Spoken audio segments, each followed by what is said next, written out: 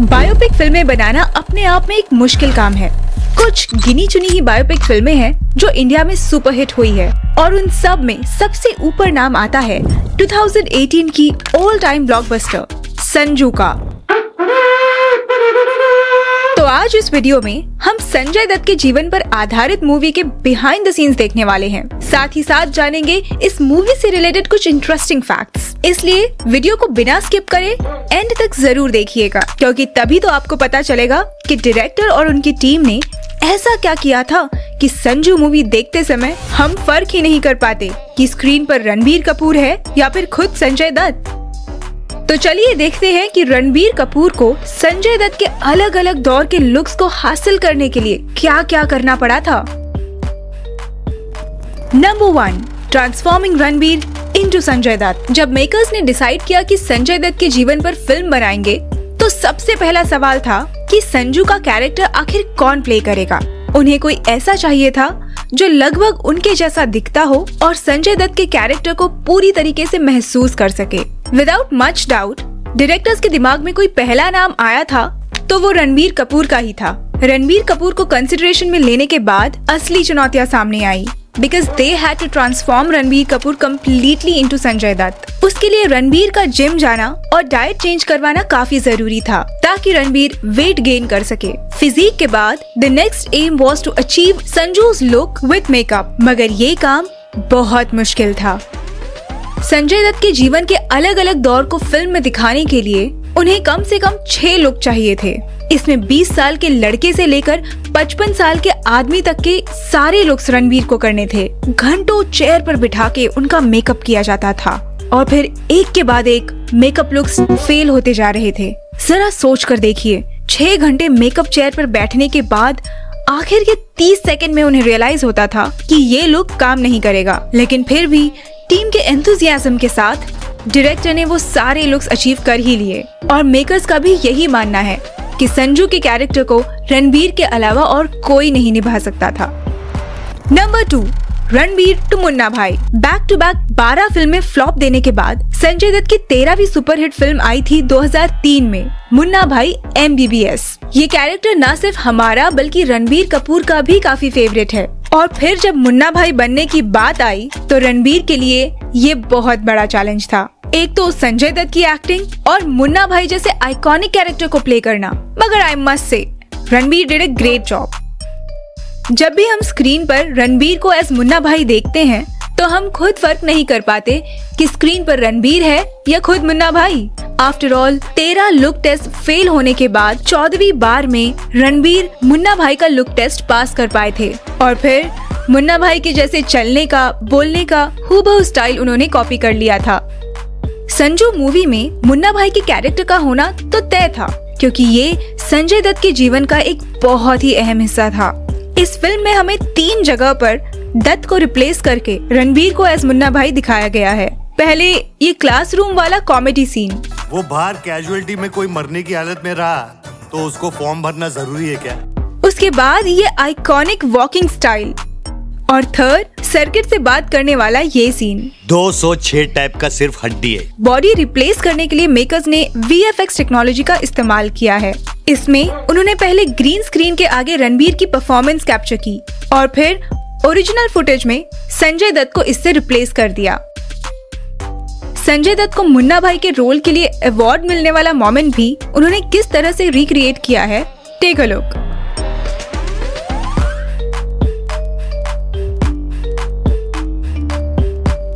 Number 3, back to the 80s। Movie में हमें कुछ 80s का दौर भी दिखाया गया है।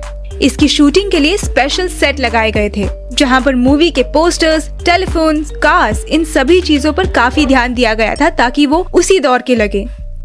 कास्ट के कॉस्ट्यूम्स पर भी विशेष ध्यान दिया गया था। इसी सेट पर सोनम कपूर के साथ वाला मैं बढ़िया तू भी बढ़िया वाला सॉन्ग भी शूट किया गया था।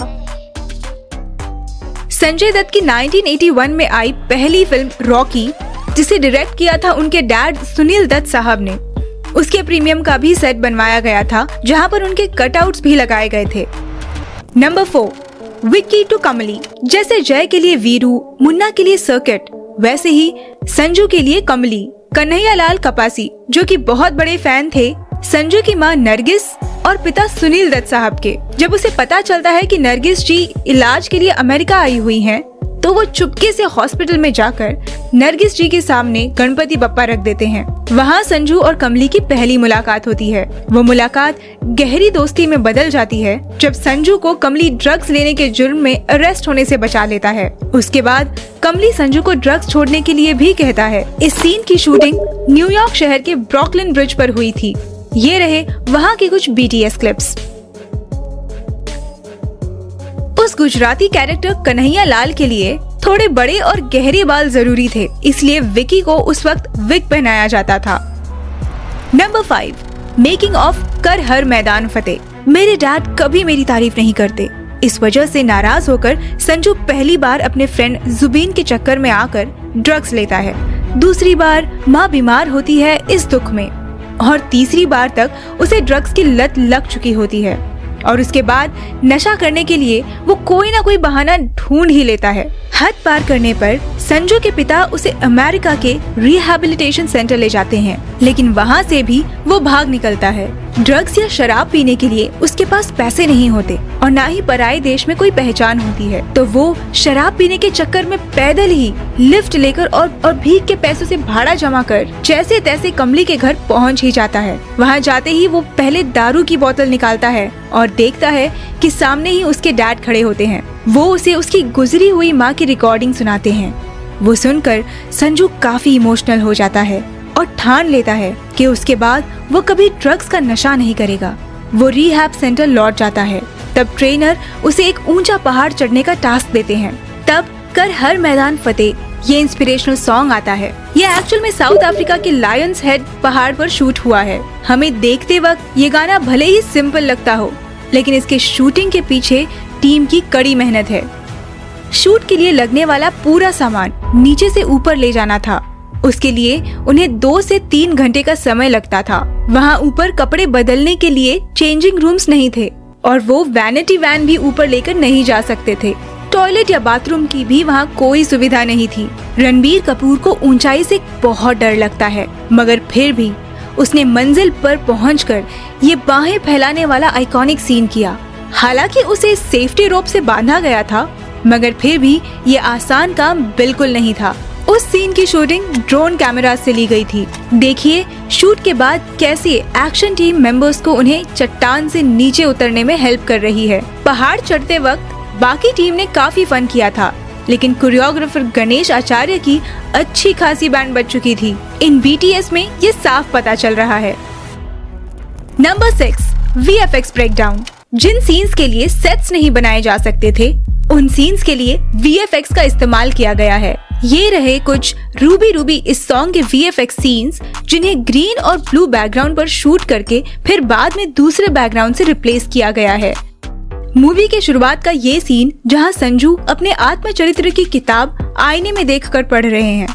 इसके शूटिंग के टाइम रणबीर के फेस और बॉडी पर ट्रैकिंग पॉइंट्स दिए गए थे, ताकि वो VFX का यूज करके उसके बॉडी को संजू जितना मोटा दिखा सके।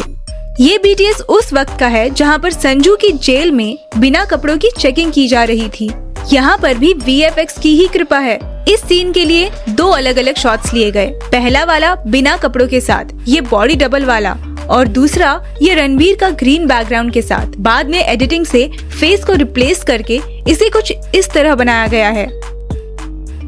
ये मूवी देखने के बाद हमें समझ में आता है कि संजय दत्त की लाइफ कितने सारे उतार चढ़ाव से भरी हुई है। कैसे उनके पिता लेजेंडरी सुनील दत्त ने अपनी आधी से ज्यादा लाइफ अपने बेटे को सुधारने में लगा दी, और उसी वजह से संजू बाबा हमेशा कमबैक करते आए हैं। उनका ये कमबैक देखकर मन में एक ही ख्याल आता है कि भगवान लाइफ में कितने भी प्रॉब्लम्स क्यों ना दे, मगर कमबैक संजू बाबा जैसा ही दे। KGF 2 में अधीरा का जबरदस्त काम करने के बाद उन्होंने जवान मूवी में भी एक कैमियो रोल प्ले किया था।